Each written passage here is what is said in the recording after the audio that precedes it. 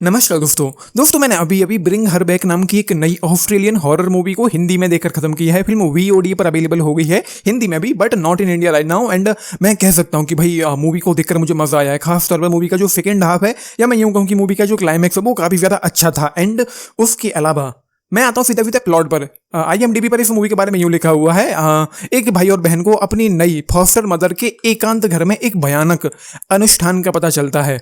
इतना IMDb पर लिखा हुआ है इस मूवी के बारे में। दो बच्चे एक फॉस्टर मदर के यहाँ रहने के लिए आते हैं, लेकिन वो जो औरत है वो कुछ ऐसे रिचुअल्स कर रही है to bring her dead daughter back to life.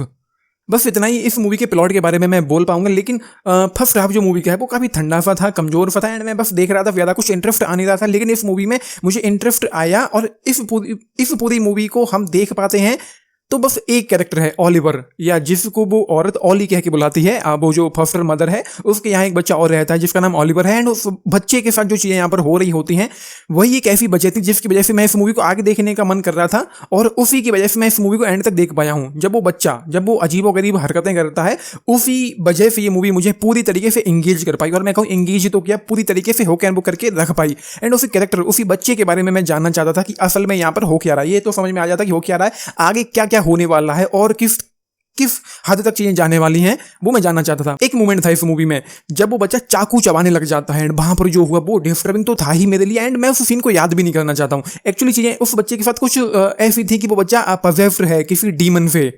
And उसके बाद जब उसकी भूख बढ़ती है तो वो कुछ भी खाने लग जाता है। जैसे कि मैंने कहा, वो चाकू चबाने लग जाता है। एक सीन में मैं देखता हूँ कि वो खुद का हाथ ही खा लेता है, एंड एक सीन में हम देखते हैं कि वो टेबल ही खाने लग जाता है। तो उस बच्चे का जो किरदार है, जिस तरीके से उसको बेहतरीन तरीके से उस लड़के ने प्ले किया है, एंड जो उसका प्रोस्थेटिक था, जब वो स्क्रीन पर आएगा, जब उसकी आंखें आपको दिखाई पड़ेंगी, जब उसका शरीर आपको दिखाई पड़ेगा, आपको उसको देखने से डर लगेगा।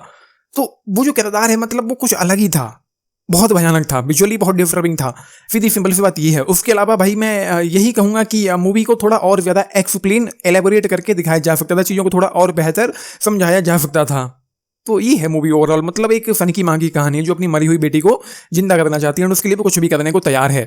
ओवरऑल ये है मूवी, जिसकी लेंथ 1 घंटा 40 मिनट है, एंड हिंदी में भी available. I will go with the 3 stars इस मूवी के लिए। बाकी 10 में से अगर आप लोग पूछें 6.5 स्टार्स मुझे कहीं ना कहीं पसंद आई है। एक बार तो देखी जा सकती है। बाकी काफी कुछ डिस्टर्बिंग सीन्स हैं, एंड मैं कहूंगा कि फैमिली के साथ इस मूवी को ना देखना।